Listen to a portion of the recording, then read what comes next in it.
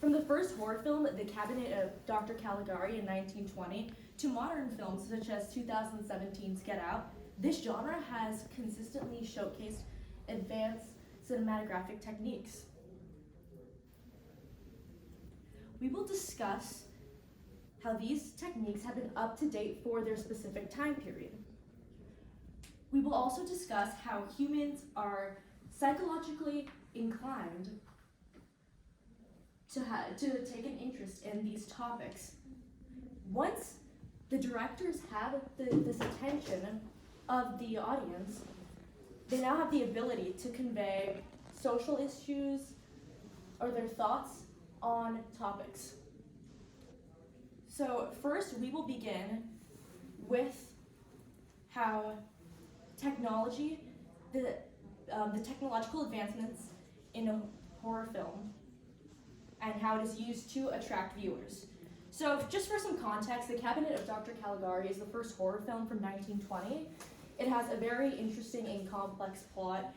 It's just overall a great film, and it's because during this time, film was new in general, and film was silent, and it wasn't like turning on a TV, it was physical rolls of film. So The Cabinet of Dr. Caligari, and the film The Cabinet of Dr. Caligari, the film was literally dyed different colors.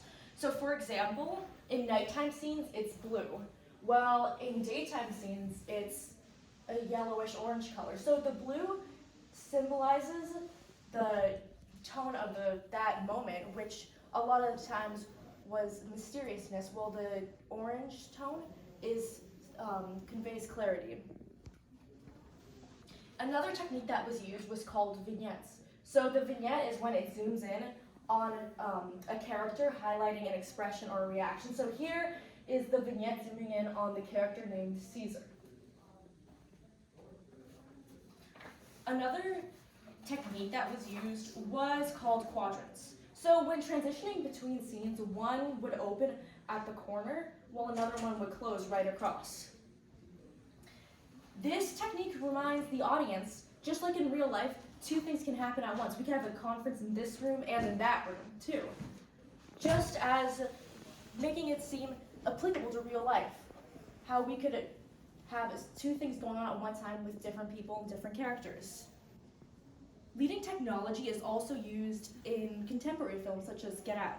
So in Get Out, the prosthetics are utilized. So an example of this in the scene, it was gory, so I just included this, but it's the photo of the antagonist conducting brain surgery on one of the characters.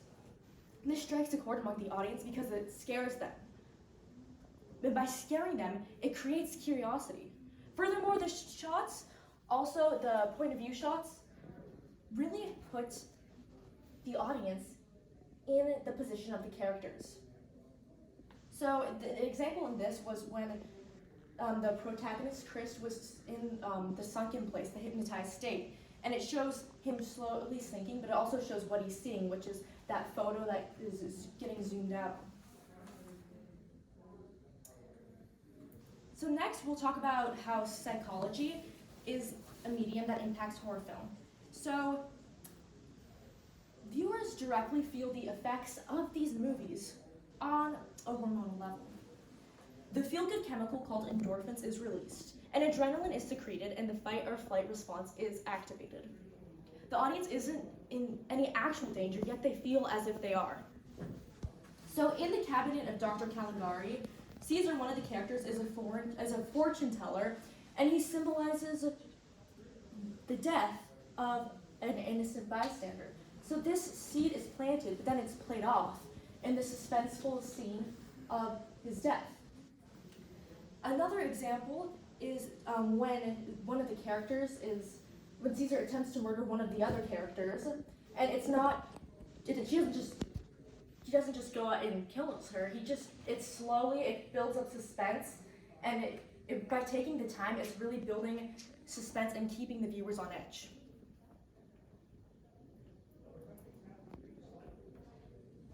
In Get Out, the scenes where Chris is being hypnotized, the gore is shown, as I mentioned before, and there is also a jump scare in one of the scenes. These all have the same effect, the same cycle.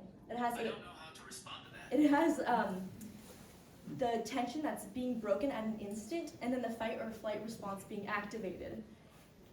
The audience doesn't feel as if they're in a threatening, or the audience feels as if they're in a threatening position, even though they actually aren't. So by using these techniques, their attention is grasped. And with this much attention, the filmmakers have the power to express their point of view on social issues in an extreme manner, which involves the audience. So I want you to think 1920s Germany. What's going on then? What's happening at that time?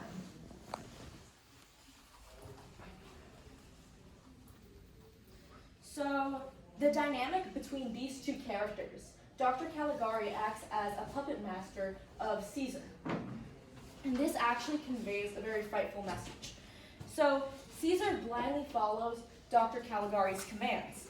And Caesar represents a common person, while Dr. Caligari represents totalitarianism. He preys on citizens by taking advantage of their gullibility and promising false hope. As I mentioned before, the promise of fortune telling. The citizens become thrilled, and this symbolizes people turning to a totalitarian government for answers. And in the case of this story in the movie and in reality, this leads to a dismal future. The German expressionist set of the distorted backgrounds, warped settings, and disproportionate objects depicts the deranged state of mind of the regime. So once again, consider the historical context. So in this photo here, this is Dr. Caligari in a government building. And as you'll notice, the city hall clerk is elevated, symbolizing that government, it works above the people, not with the people. And this photo I just thought was funny. It's just a large chair. It takes a real object, something that everyone knows about, it exists, but it just takes it to just a crazy extreme. Lastly, social issues in Get Out are reflected of the time period in 2017. So what's happening in 2017? What's on people's minds? One of the issues is race.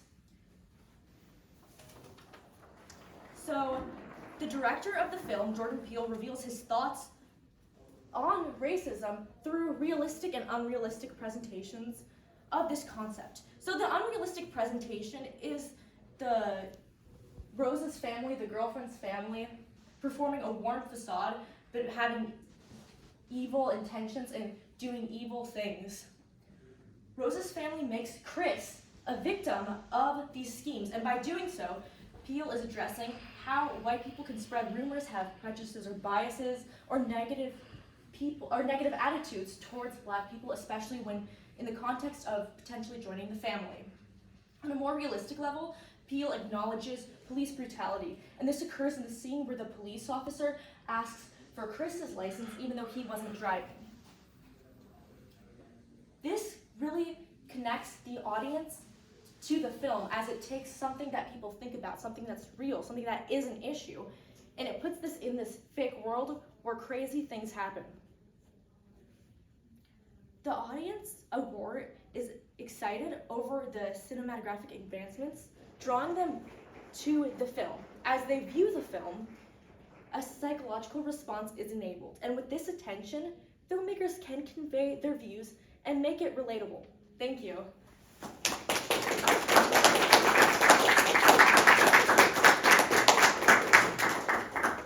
Thank you again. And now to direct our attention to questions and answers. Does anybody have any questions? We start off, what made you choose this topic? So I was doing a project in my film class, and I really liked the movie The Cabinet of Dr. Caligari from 1920. It was just such an interesting, crazy film, and because it was silent, that means that the plot was just really complex, and it was more of just watching a story unfold without listening to anything. So I really liked that film, and then I compared it to what we have today. We have film that has a volume, and we could hear what's going on. So I think that movie is really interesting. Anybody else? In the corner? I have a question. Yes. You talked about how social issues make people more afraid with movies. Yeah. Could you explain more about that? Yeah, so in the social issues during the 1920s was different government ideas like fascism and totalitarianism. So that is the concern of that time. And then during 2017, people thought about race.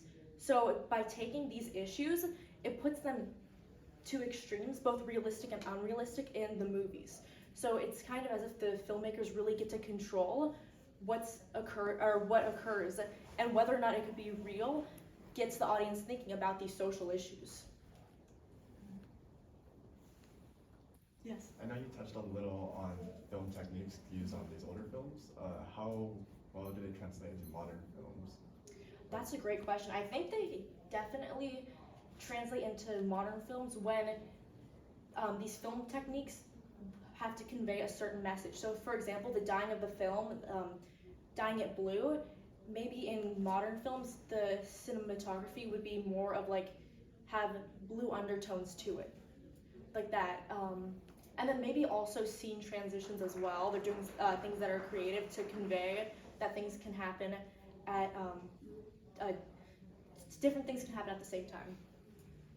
Yeah. Do you think horror movies are the best film medium to capture the zeitgeist? So, like you're saying, with the social issues in the 1920s versus the 2010s, do you think horror movies is the best film genre to do that? That's a great question. I think yes, because it really takes it to an extreme where you get people thinking, could that be possible? Could it be possible? And it could just take all these crazy aspects of things that you wouldn't expect to happen and just put it in this this world that's made up.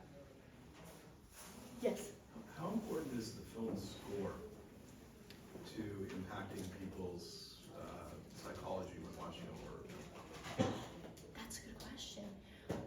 I would say it's more of the subconscious messages that aren't spoken would be more important, but I still think it's important for adding details because things can be planted and then played off. Like the foreshadowing of one of the characters' death, it's planted and then, so I think in terms of plot, it's very important. Yes. Do you believe horror films can be? Do you feel like? Guys, we're gonna cut it short a little bit. We'll answer her question and then we're gonna stop right there. Okay. Do you believe horror films can be therapeutic through giving someone a controlled environment to process social issues, for example? Yes, yeah, it puts it in a realm that's non-existent, but it really anything, because it's horror film, you can make anything up. So anything could happen. So yeah, I absolutely believe it's therapeutic. Thank you guys. Thank you.